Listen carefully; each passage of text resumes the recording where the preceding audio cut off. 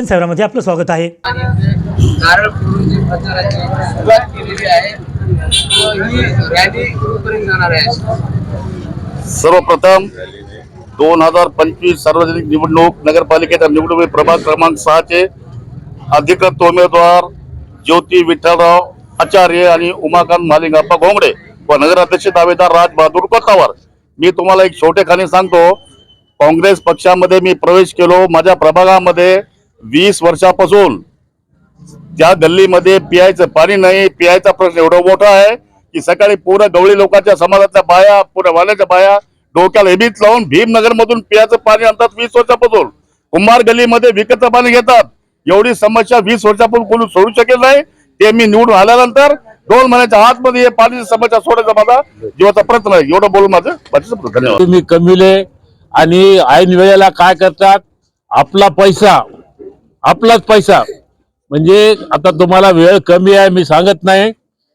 इथं एक इंजिनियर आहे नगरपालिकेमध्ये, बामणाचा माझ्या जातीचा आहे, त्याला 100 रुपये रोजावर मी घेतलं होतं 1998 ला नगराध्यक्ष असताना। 98 ला 100 रुपये रोज म्हणजे 3000 रुपये महिना। 3000 रुपये महिन्यावर राहणारा एका पॅन्टवर शर्टवर आलेला कुलकर्णी आज त्यानं 25 वर्षामध्ये मुतखेडलाच आहे आणि यांच्या आशीर्वादानं 25 कोटी रुपये कमिलेत। किती? 25 कोटी। हे माझा आरोप नुसता नाही। 29 तारखेला त्या ठिकाणी सभा होणार आहे मोठी आपली। त्या सभेमध्ये मी तुम्हाला पुराव्यानिशी सांगील की त्यानं कुठं जमीन घेतली, त्याचा 7/12 रजिस्ट्रीची नक्कल, फेरफारची नक्कल, घर कुठं बांधलं, त्या घराचा नकाशा, बांधकाम परवानगी, बँकेमध्ये किती पैसे टाकले, 25 करोड रुपयाचा भ्रष्टाचार केलाय। ते माझ्या जातीचा असला तरी भ्रष्टाचारी माणूस आहे। मला विचार करा, एका मामूली चपराशानं जर 25 कोटी कमावले असतील तर त्याच्या साहेबानं किती पैसे कमिले असतील याचा विचार तुम्ही करा। 25 कोटी यानं कमिले तर ते वरच्या माणसानं किती कमिले असतील। म्हणजे धंदा काय आहे की पैसा टाकायचा, पैसा काढायचा, पैसा टाकायचा, पैसा काढायचा, सत्तेमधून पैसा, पैशामधून सत्ता, सत्तेमधून पैसा, अशा पद्धतीचं चक्र आपल्या गावामध्ये। मला हात जोडून विनंती करायची आहे, लोकसभेला तुम्ही काय केलं असेल ते केलं, विधानसभेला केलं।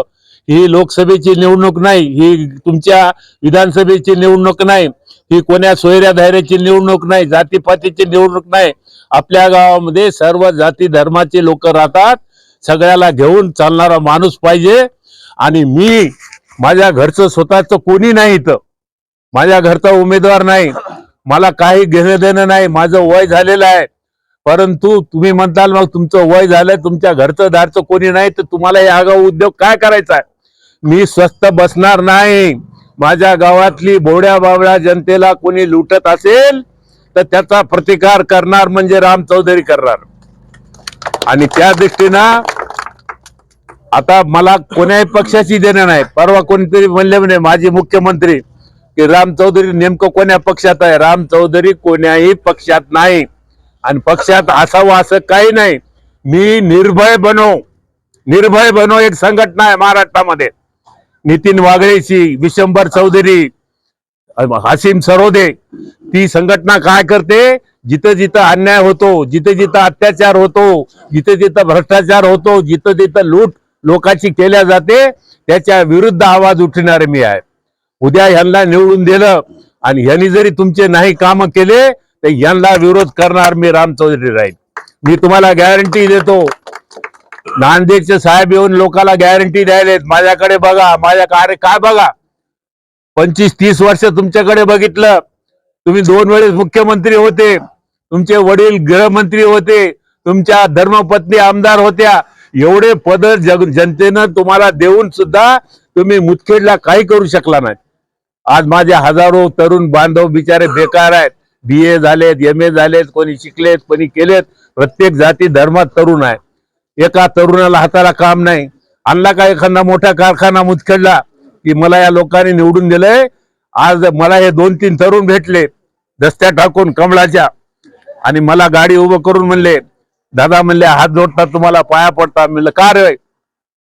नाही तुम्ही भाजपचा विरोधात प्रचार करायला तुम्ही भाजपचे आहात आणि तुम्ही खरं म्हणजे भाजपला साथ द्या.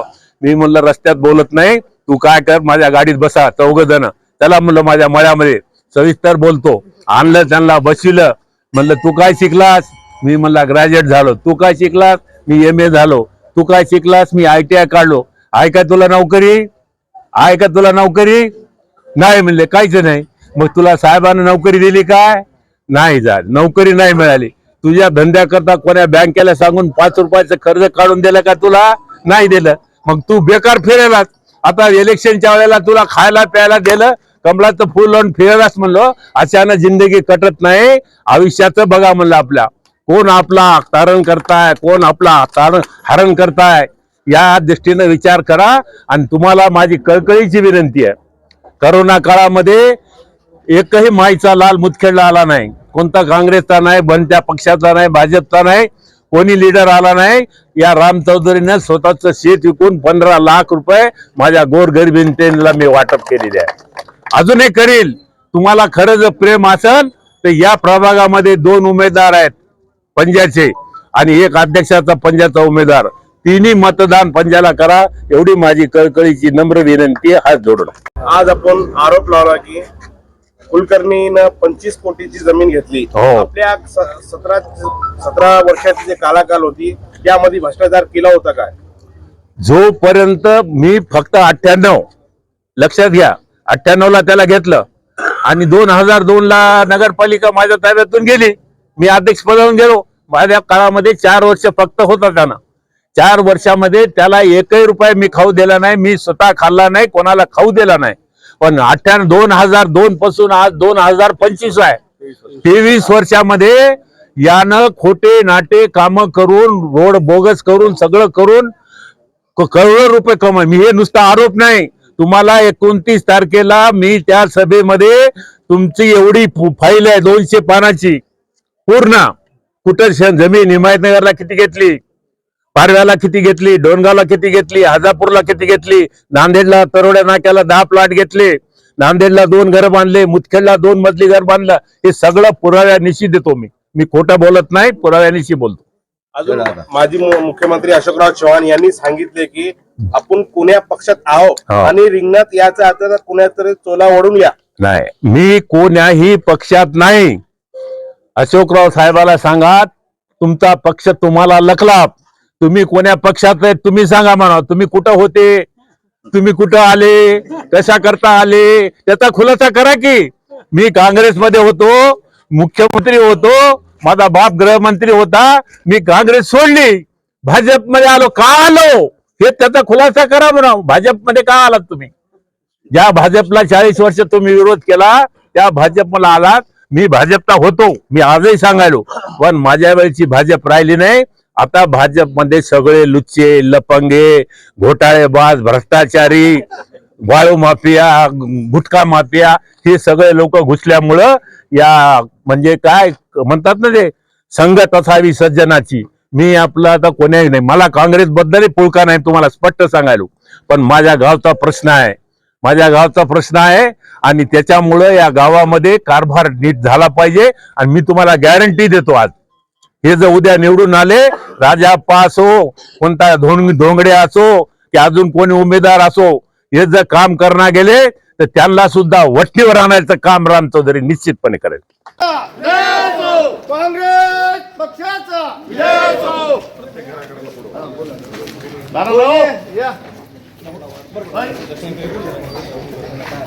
पंजाला मतदान करा.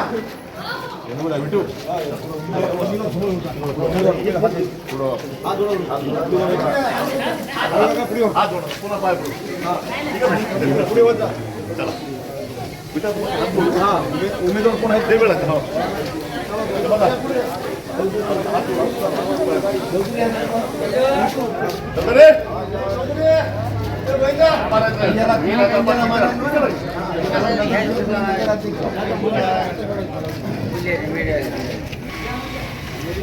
मशनी आहे, ध्यान ठेवा. हा, तिन्ही पंजाला मोठ्यानं दाबायचे. काही म्हणतात सांगतात.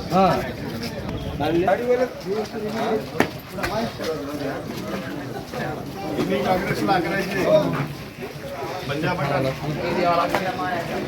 बापू बाबू पुन्हा बेटा येऊन गेले ना कोतावर काका विठू ते हा आचार्य तुम्ही पंजाला मारा म्हणा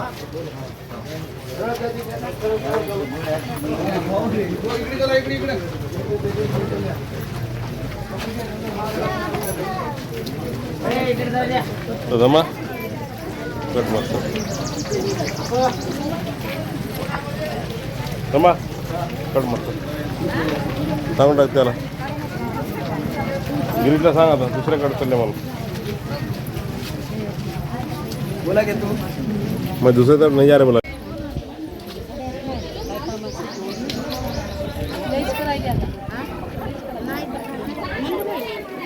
पाणी भरायचं टेन्शन नाही